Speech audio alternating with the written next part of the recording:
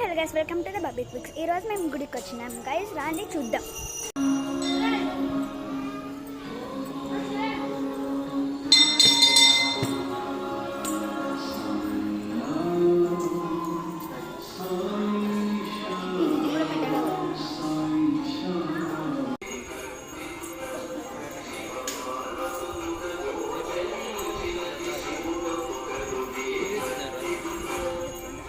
Babia పక్కం బా.